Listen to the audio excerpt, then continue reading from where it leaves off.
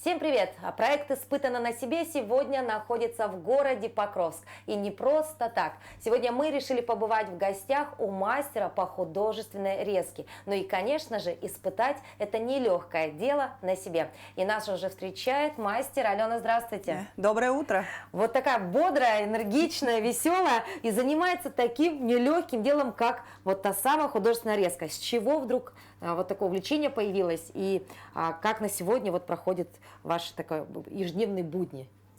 Я точно сейчас не помню, но где-то лет 5-6 назад, увидев по Ютубу, как люди занимаются резкой из фанеры, я прям воодушевилась и днями и ночами все время все смотрела, как люди занимаются, как люди вырезают, и мне очень понравилось это, и я вот потихому начала. Все это купила себе лобзик, материалы закупилась и начала уже заниматься этим. Сначала были эти подарки своим родным. То есть это для начала было такое просто хобби, да? Да. А потом уже стали серьезно этим заниматься, и сейчас у вас целая мастерская. Да. Можно сказать, производство открыли свое. Да, сейчас заказы поступают со всех уголков нашей республики Саха-Якутия.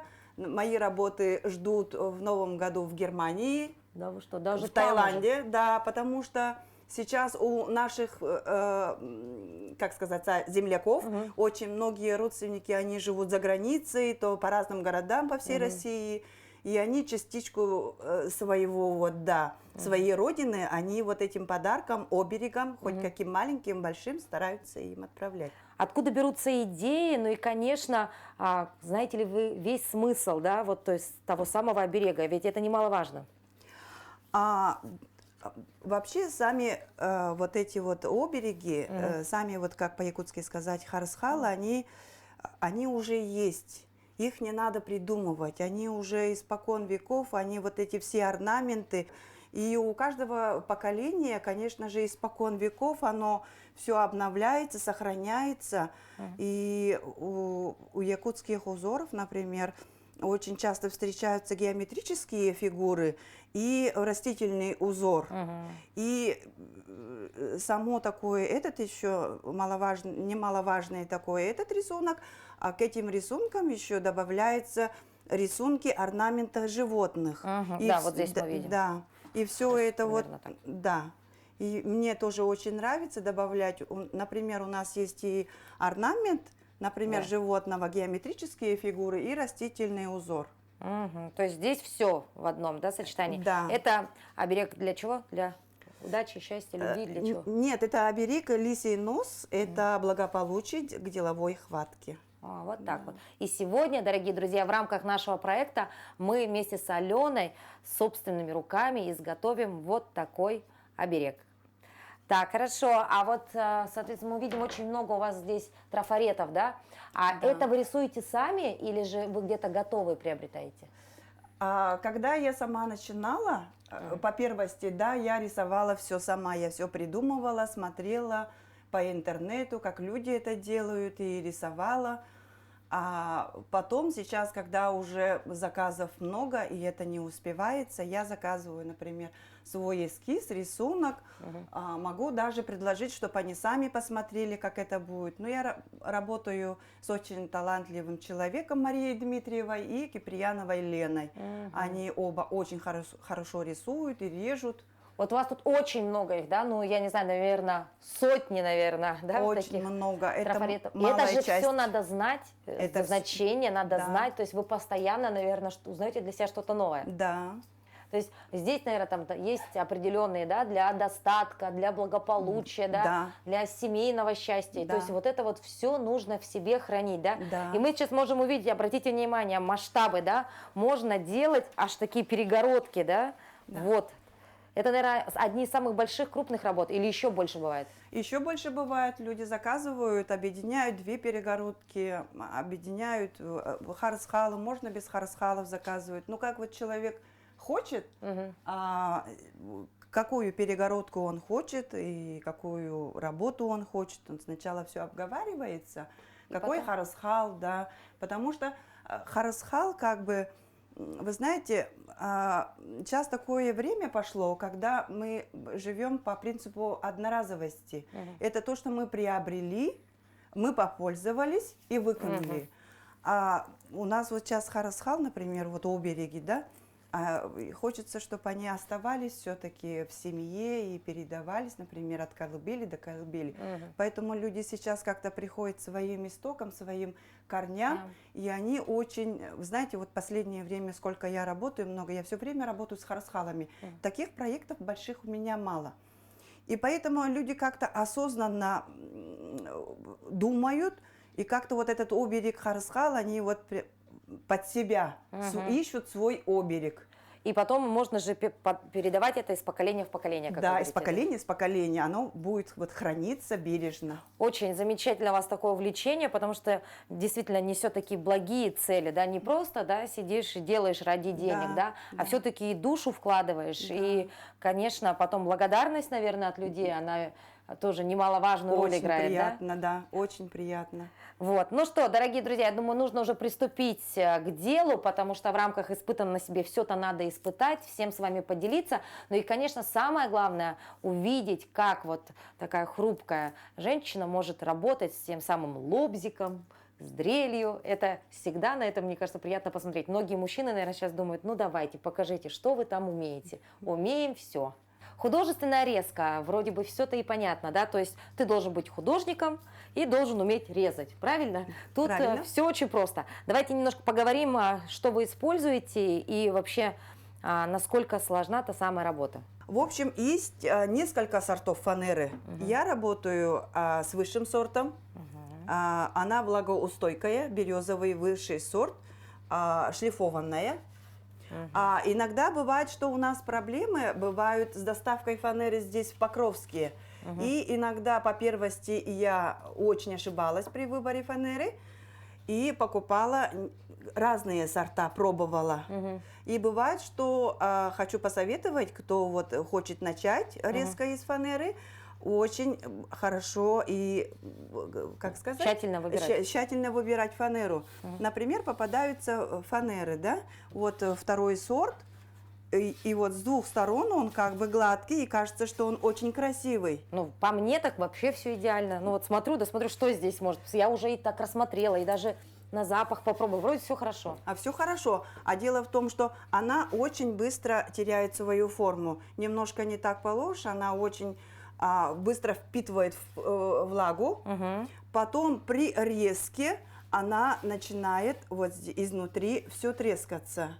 Потом у хорошей фанеры вообще, я работаю, должно быть 4 или 5 слоев приклеенной фанеры, которые здесь. А в самом плохом фанере, да, разных сортов, у них по 8 слоев. И вот это вот наружный слой, если немножко отшлифовать, он сразу отходит.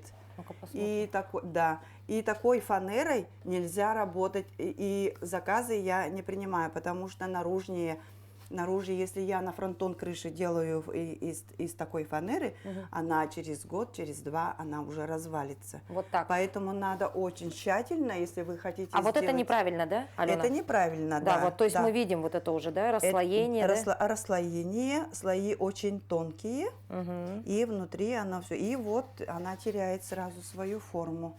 Повело, да, такая вся волнистая. Да, она сразу сводит, потому что на улице, если оберег из этого сделать, он сразу же его и поведет, и она вся растрескается, и, в общем, надолго его не сохранить. Все, убираем тогда. Мы не используем такую фанеру, плохая. Вот вся кривая, вся какая-то... Да, желательно работать только с высшим сортом. Есть фанеры атмосферные, которые можно и на улице, да, чтобы и никакой дождь, ни снег не помешает. Все, выбрали хорошую фанеру. Да. Есть фанера. Далее, с чего приступаем? Выбрали, и мы начинаем рисовать. Здесь как в детском саду, да? Да, здесь как в детском саду. Я люблю совмещать несколько, придумывать. Например, не просто оберег, чтобы он там висел. На этот раз я вот выбираю вот такие вот из разных трафаретов и делаю ключницу, чтобы он не только украшал, а он еще, да. Пользу приносил. Пользу приносил. То есть мы наносим вот так. И наносим мы вот так. Так. Уже процесс пошел, да? Хорошо. Да. Вот так мы берем. Я ничего не заклеиваю, но это уже привычка. Мгм. По первости я, конечно, все заклеивала скотчем. Мгм. Вот так мы все наносим. Да, надо. Вот. А сколько по времени занимает вот изготовление такой ключницы, к примеру? Такая маленькая ключница с покраской 3-4 дня. Мгм. Обводим. Я обычно не ставлю никаких крестиков, никаких пометок, потому что я уже долго работаю с этими Мгм. фанерами и все знаю, все узоры, которые вот должна я вырезать. А эти все должны быть идеальные, да, вот эти все моменты, прям размера. То есть, если здесь вот такая дырочка, здесь должна быть тоже такая дырочка, Вы да? знаете, это очень важный такой, да, самый главный, ключевой такой вопрос, да, Мгм. насколько качественный трафарет, Мгм. насколько качественная фанера, настолько качественно она и легко будет вырезаться, и легко, и красиво будет смотреться. Ну да, то есть это Да. очень важно, да? Очень важно. А то возьмешь из интернета, распечатаешь какой-то макет, да, а там Да. будет все не соответствовать, Не да, и все соответствовать. уедет, все не Все туда. уедет, да. То есть вам повезло, у вас все качественные, да, трафареты. Обводи, да, делай, да? Да. Поэтому это, как сказать, немаловажно, да, Мгм. качественный трафарет. Есть качественный трафарет. Из качественного трафарета очень качественно. Так, ну давайте я Мгм. эту часть доделаю. Давайте. Тут надо же внести свою лепту еще. В общем, просто вот так вот я чувствую себя действительно на уроках изобразительного искусства, да? Ничего сложного нет. Ничего сложного нету. Карандашик. Обводим. Вот буквально 5 минут, а у нас уже большая часть позади, да? Самая сложная Да. для кого-то, казалось бы, да? Да. А сколько у вас примерно сейчас вот таких трафаретов? Считали когда-нибудь? Ой, я не считала. Мелких очень много я приготовила, ну, которые вот висят, это самые основные, самые рабочие, которые самые востребованные. Их постоянно заказывают. В основном заказывают харасхала, это оберег муравей, защита дома и семьи. Мгм. Заказывают оберег семья, защита семьи. И, Мгм. ага, лисий нос, благополучие заказывают. Ну, вот такие вот сейчас наше нелегкое время. Каждая семья хочет, ну, как бы чтобы оберег их оберегал. Ну да, да, такая вера, да, появляется у Вера людей. такая, да, у людей появляется. Так, а вот эту часть мы как, откуда? А вот эту часть мы уже, например, вот это мы уже все нарисовали. Поэтому я люблю такое все. Мгм. Ага, и начинаю их вот так вот по центру. И начинаю вот так вот их. Здесь будут висеть ключики, правильно? Да. Я их потом украшаю тесьмой, всякими золотистыми, золотыми пряжками. Вот такая вот у нас. Да. Все гениальное, просто, дорогие друзья, 5 Да. минут, а у нас уже весь рисунок нанесен на ту самую качественную фанеру, как говорит Алена, правильно? Да, правильно. Когда мы наносим трафарет на фанеру, да, нарисовали, да, все время хочется идеальности, Мгм. чтобы, да, рисунок. Иногда бывает, что трафарет постоянно пользуется, и он как бы стареет, Мгм. и поэтому мы все время, например, я все время, я стараюсь все это выпрямлять и доводить до идеальности. То есть вот здесь, поэтому вот по 2 линии мы По 2 видим, да? линии, да, по 2 линии мы сделали. Это все выпрямляется, закругляется. Где-то какие эти несовпадения, если есть, сразу перед резкой обязательно все исправить. Мгм. Ага, Ну, собственно, у нас идеальная картинка по мне. Все подправила Алена здесь, да? И теперь следующий этап. Следующий этап, мы уже трафарет, так как мы сказали, уже наложили. Мгм. Сейчас мы делаем отверстие. Мгм. Мгм. Для чего? Для чего? Чтобы делаем отверстие, чтобы туда вошла пилка. Мгм. Ага, и из этих всех дырочек вставляется пилка от лобзика и начинается вырезаться узор. Сначала дырочки. Сначала дырочки. Давайте вы, потом я. Хорошо. Под вашим чутким руководством. Всегда надо начинать, когда я провожу мастер-классы, я всегда говорю, надо всегда начинать изнутри. изнутри, с середины узора, чтобы потом, если мы начнем с краев, это получается, мы, если зайдем внутрь, фанера может отломиться и узор отскочить. Мгм, поэтому с середины. С середины.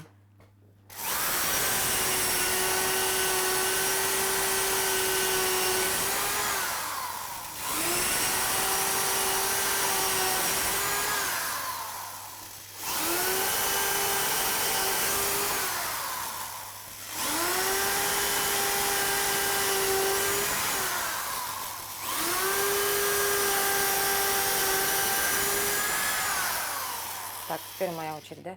Вы мне будете показывать, где. Так, окей. Так. Безопасность превыше всего. Защищаем глаза. Так. Вот не дружу я с этими вещами. Уже даже просто в руках держать опасно. Но надо испытать все. Итак, Ну, вот эти вот. вот сюда Да. нажимаю просто Да. и все. Ой, мамочка.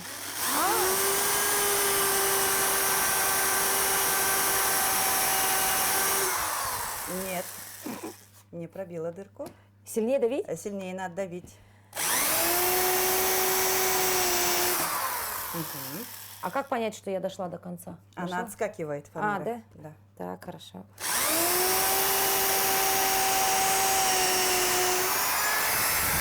Ой.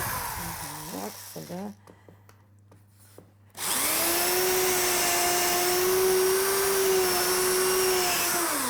Кажется, я стол Да, да. Так. пропилила. Включайте и вытаскивайте. Вот так. А теперь понятно, почему у вас стол-то весь в Да, дырочку. миллион дырок, да.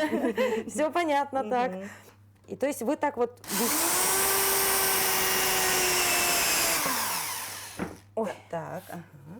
Вот то есть эти дырочки должны быть в каждой детальке, да? В каждой детальке. Чтобы не треснула фанера, да? Да, Отлично. Ну, это такой очень долгий процесс. да.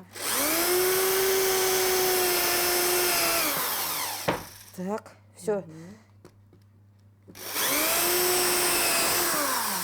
Мамочка. Ой.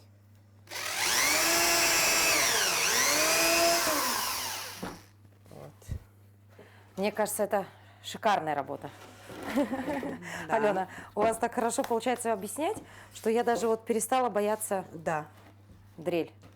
Под чутким руководством Алены мы сделали вот те самые отверстия с помощью дрели, да, и даже я перестала бояться и могла бы еще здесь сделать сотни дырочек. Это прям такой увлекательный процесс, мне понравилось. А дальше что мы делаем? Так, дальше. Сейчас мы вот эти дырочки, у меня есть на столе специальная, это как лайфхак. Да, посмотрите. Да. Высверлила здесь дырочку, чтобы я не двигала вот этот вот. А вот этот вот специально, я вот ищу везде такие столы.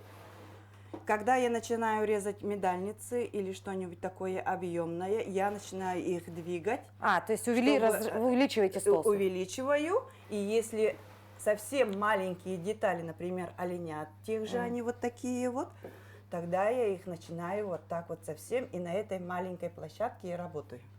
То есть вот эти у вас дырочки. Да, вот Смотрите. эти вот дырочки.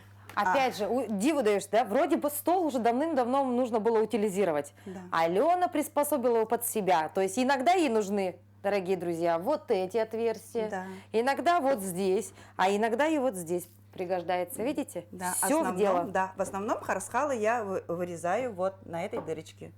Вот так вот. Ну, теперь бы понять, как это все еще происходит. Да. Так, перед тем, как я начинаю работать, не забываем о безопасности. Мгм. Берем лобзик. Я пользуюсь лобзиком Bosch, он безмаятниковый. И почему безмаятниковый? Потому что бывают разные виды лобзиков. Есть маятниковые, есть безмаятниковые. И я как-то попробовав безмаятниковым вот этим Bosch, я уже работаю очень много лет, у него вот эта вот ходовая система, она не болтается. И можно ими вырезать все прямые узоры. Ага, ну, люди работают и маятником, и кому что нравится, но я работаю безмаятниковым. Пилки я покупаю только бошевские и рекомендую, кто начинать, не надо не жадничать. Они, ну, дорого стоят, да, но не так, чтобы дорого, но они качественные, и надо покупать их в специальных магазинах Bosch. То есть на рынке не берем, дорогие На друзья. рынке не берем. Хотим хорошую работу, берем хорошие Да, материалы. они долговечные. Все, хорошо. Так, никогда не видела, как происходит резко по дереву, либо по фанере. Я начинаю с середины, вставляем пилку в эту дырочку, которую мы сделали, и начинаем резать. Из первых этих, когда начинается, включаю я лобзик, он должен набрать скорость. Сначала ждем, пока он набирает скорость.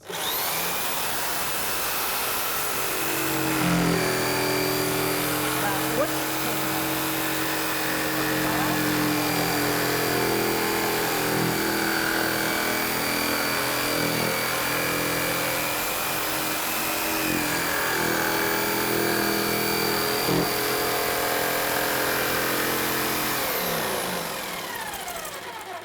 Раньше я все время бегала вокруг фанеры. Да. Сейчас стараюсь все время под себя переворачивать. Но если маленькое изделие, обратно вставляю в эту же дырочку пилку и закрываю это.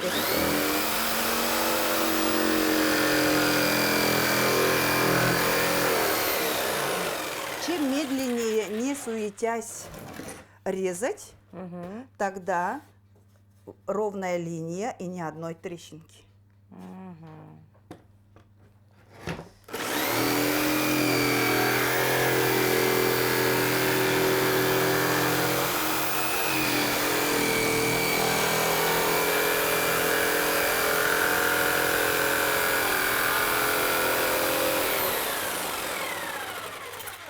Вот, обратно.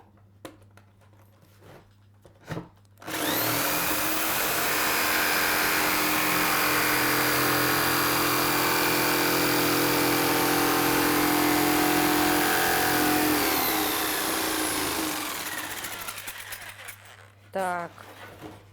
Вот самое важное в лобзике, это, вдруг вы соберетесь, да, что-нибудь там для дачи сделать, да, самое важное чувствовать скорость, чувствовать лобзик и смело не бояться его крутить вот этой вот задней частью.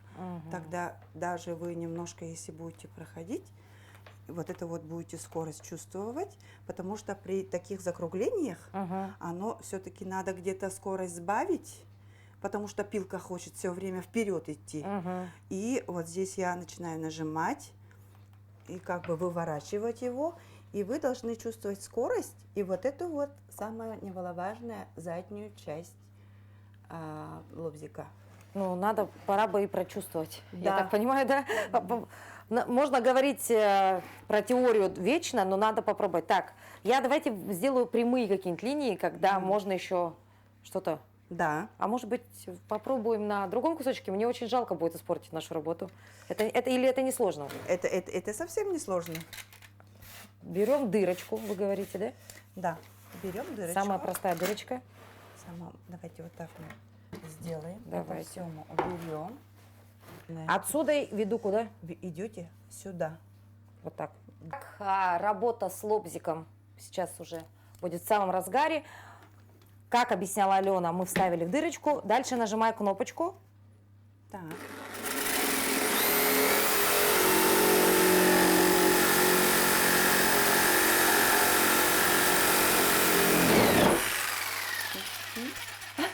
Так смотрит на меня Алена.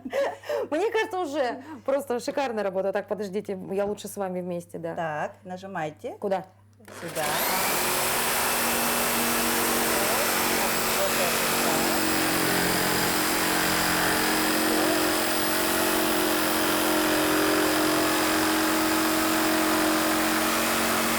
Остановиться надо. Вот лобзик, Да. режим, он регулируется, скорость вот через нажатие вы Да. можете, да, вытаскиваем обратно. О, Видите, как? почти, Да, почти. Почти. Почти все готово. Да, я просто нажимала, кстати. Да. вы заметили? Да. Ага, обратно вот сюда поближе. Серединку. Вот так, ага. Опс. Вот так, ага. Включаете, набираете скорость И и по-тихому идете. по этой же линии. По этой линии.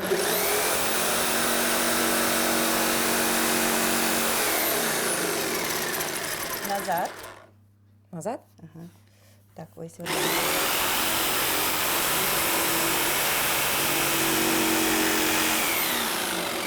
И по-тихому, там скорость всё. можно регулировать. Ага, вот Ага. так. Ага.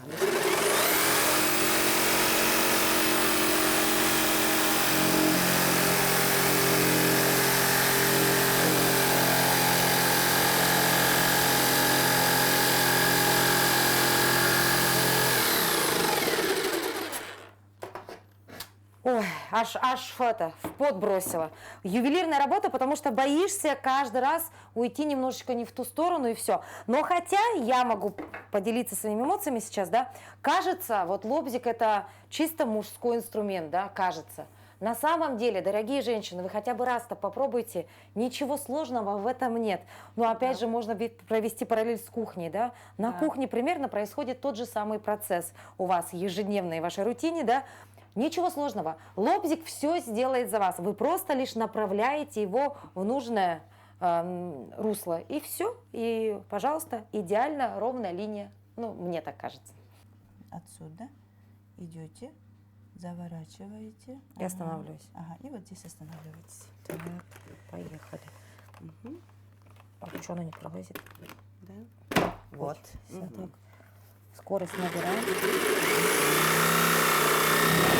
Добавляйте скорость. Вот поэтому он сопротивляется, он хочет прямо пойти. А, поэтому надо побольше да, скорости. чуть-чуть, да. Да, не бойтесь. Ага. Что-то уже свернуло не туда.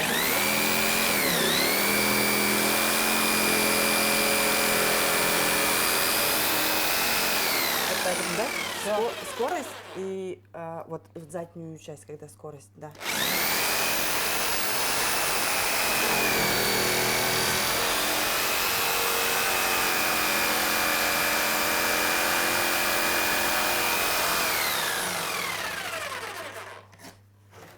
У мастера все так легко получается, как будто она с тестом работает, да, вот.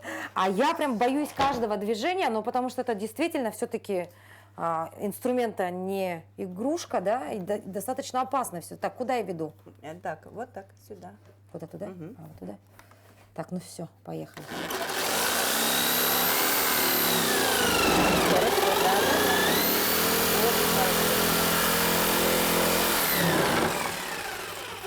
Лучше Получилось. я просто бросила на Получилось, полпути, да. Вот, хорошо, но я Да. доверю доделать эту работу все-таки опытному человеку. Ну и совсем скоро мы уже увидим, что же из этого выйдет.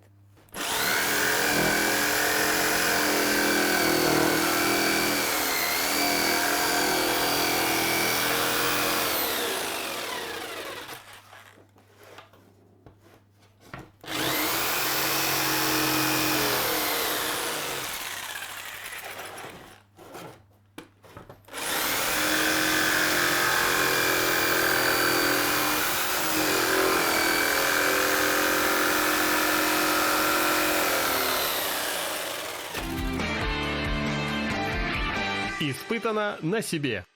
Хорошо, готово все, но мы видим такие зазоры здесь, да, вот это же надо как-то исправлять. Да, это мы вырезали, у нас лежит это сейчас. Второй шаг у нас, или третий, идет шлифовка. Мгм. При выборе шлифовки, таких шлифовальных, есть два разных, есть вообще очень много разных видов шлифовальных кругов, да. Я пользуюсь Makita, люди пользуются разными шлифмашинками, но меня это устраивает, потому что я в основном занимаюсь такими мелкими и выбираю. Вот у всех сзади, у всех этих кругов и вообще у всех наждачных вот этих, да, у всех вот здесь есть нумерация. Мгм. Вот. Чем выше, чем она мельче. Мельче, Я всегда вот выбираю 240. 240. Ну, да, чуть-чуть бывает разницы. А здесь 40. Да, она очень грубая, она как бы идет по металлу, но иногда бывает, что не берет, когда очень много сколов, и не надо ее шпаклевать. Я обычно иногда есть такое дело у меня, что я снимаю полностью весь верхний слой фанеры, чтобы его довести до идеала. А когда фанера у нас качественная, она очень плохо идет, трескает, а как начинаешь ее шлифовать, первый слой убирать, она очень долго. Поэтому я выбираю такую вот, Грубую, да? грубую такую, чтобы грубо снять. И потом уже нежненько довожу до Зашлифовать. идеала. Вот так вот. Да. То есть есть такие свои нюансы, да? Да, Хорошо. есть То есть мы такие. берем 240. Да. Снимаем. Еще один инструмент сегодня познаю, да?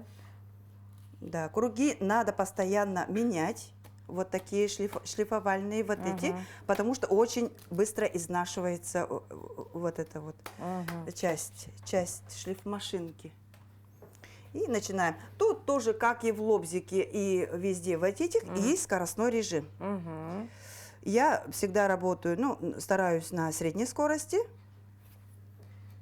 И начинается шлифовка. Достаточно пыльная.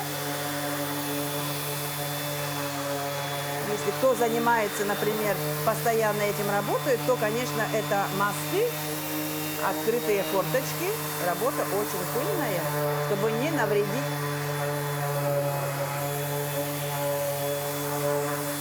Вот так.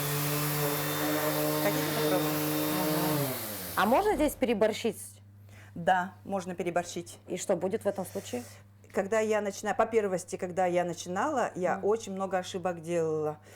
Начинала все время вот на одном месте все вот это шлифовать. Тогда у меня работа получалась, где-то фанера, она тонкая, вот так вот присмотреться, а где-то толстая, да. Поэтому я стараюсь все равномерно шлифовать. Так, вы ставите на троечку, да, говорите? Да. Нажимаем вот на это. Нажимаем. Да, так. Все. Вот сюда нажимаем? Да, в какую-то сторону. Ой, мамочка.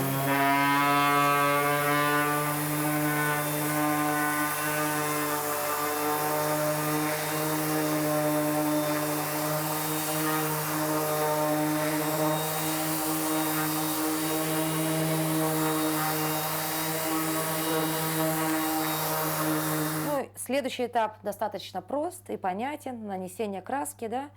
Ну, здесь тоже ничего сложного, да? Еще раз говорим, обыкновенная акриловая краска, да? Обыкновенная акриловая краска, да. Я пользуюсь разными красками, но для внутри дома, для такой красоты подойдет и такая вот акриловая краска. Она без запаха, быстро высыхает, можно наносить несколько слоев, можно разбавлять всякими колерами. То есть здесь полный полет фантазии, да? Полный полет фантазии, до какого цвета. Я в основном крашу все в белый цвет. Алена, а при нанесении краски есть принципиальная, значит, важность в каком направлении? То есть вот я не знаю, туда-сюда или только вверх-вниз или поперек, вдоль как? Да, у каждой фанеры есть разные стороны. Это даже заметно, когда я начинаю пилить.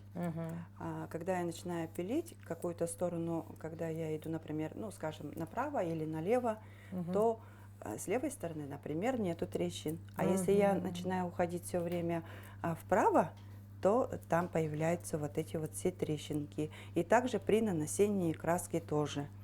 Какую-то сторону, если как вот лежит волокно или как-то вот, но при этом даже кажется, что поверхность такая бархатистая и чистая, а если это хорошенько присмотреться, то там все равно есть как эти волокна от дерева, или как вот, я не знаю, как это объяснить, да, это надо видеть, грамотно, да.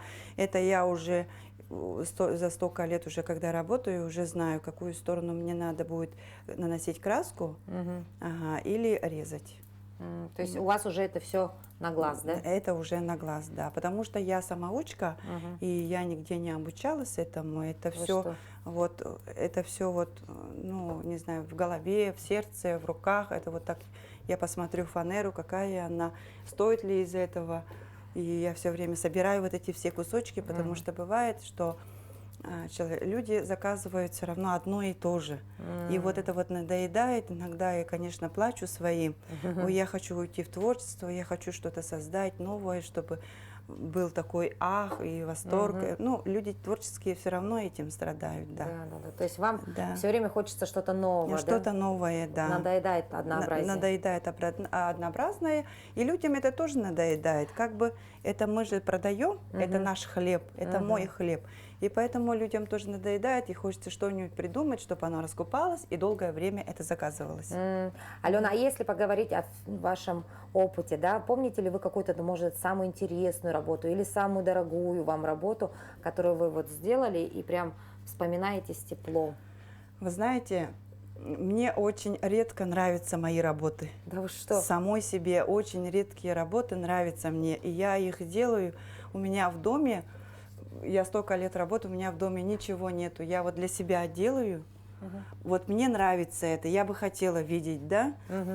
И потом как-то вот у меня все время вот люди спрашивают на юбилей, куда-то собираются, вот что-нибудь есть у вас в наличии? А вот такой вот очень мало работ, например, не знаю, которые, наверное, я сама, наверное, лично я придумала по первости, вот эти вот все дорогие, а, к сожалению, они ушли. Не сохранились. Не да? сохранились, да. Сапожник без сапог, да.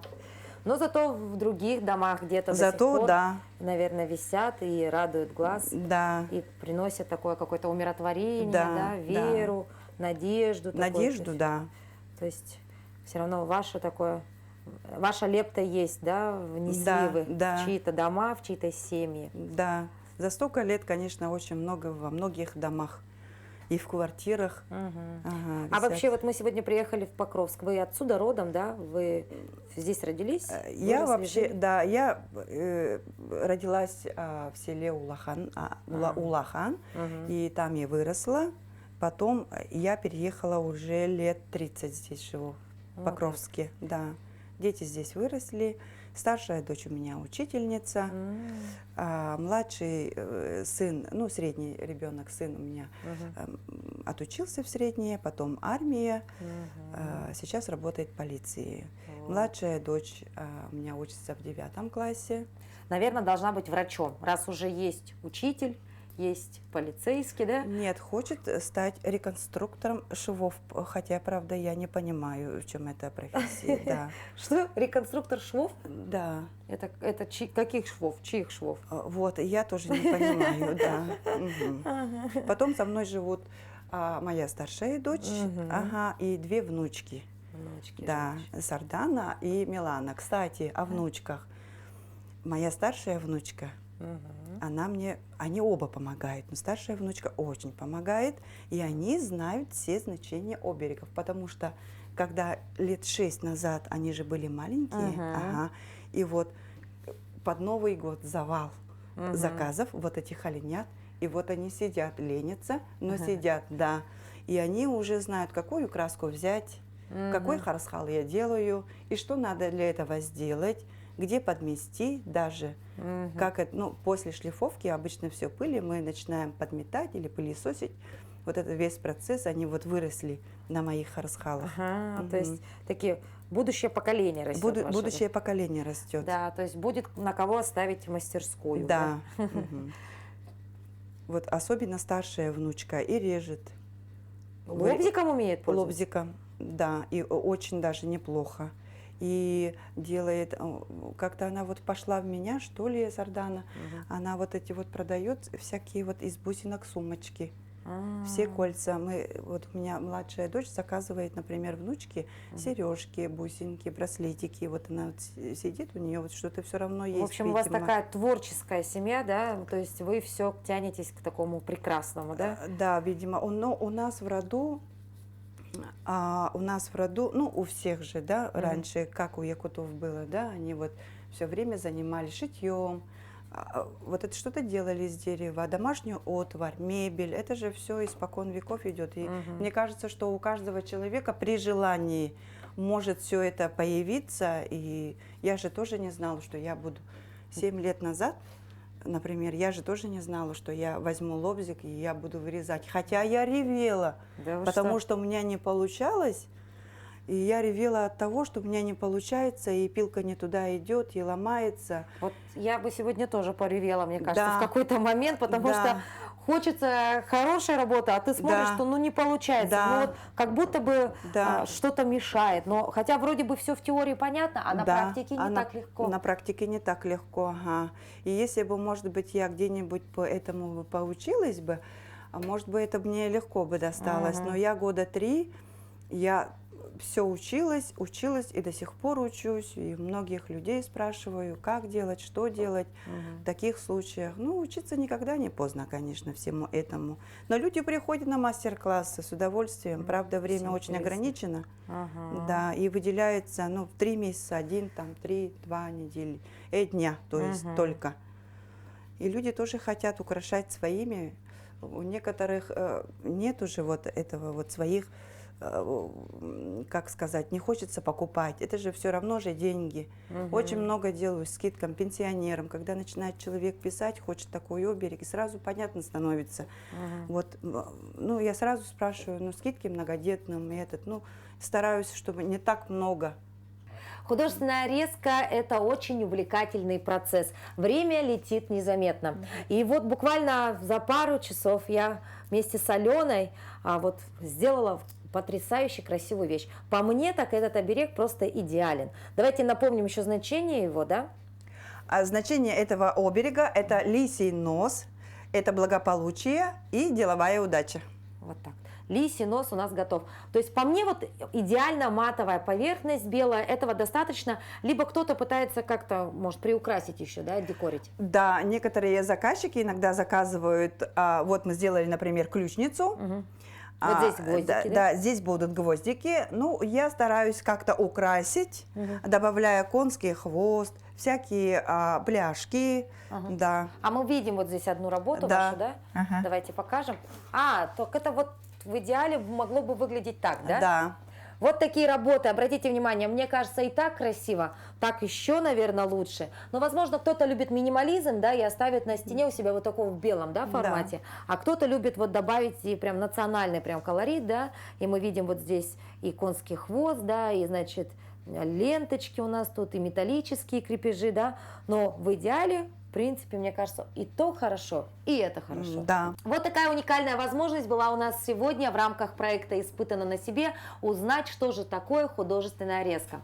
Подведя итог, можно сказать, что ничего сложного в этом Ничего нет. сложного нет. Главное – приобрести хорошую фанеру, посмотреть наш выпуск с Аленой, найти у кого-то, одолжить Инструменты. инструменты и все, и пробуйте. Но, возможно, конечно, вы не найдете тот самый уникальный трафарет, либо макет, но я думаю, начать можно с чего-нибудь С чего-нибудь простенького. простенького. Да. Ну а мы благодарим вас, Алена, за ваш труд, за то, что соблюдаете все вот эти каноны и, конечно, за то, что в каждом доме именно благодаря вашим золотым ручкам появляются вот такие, ну, именно такие, знаете, красивые, не Да. просто элементы декора, но еще они со смыслом, а самое главное, с душой. Спасибо вам. И вам тоже спасибо, что вы заинтересовались моей работой и приехали, и я могла поучаствовать в такой программе. Для меня это большая честь.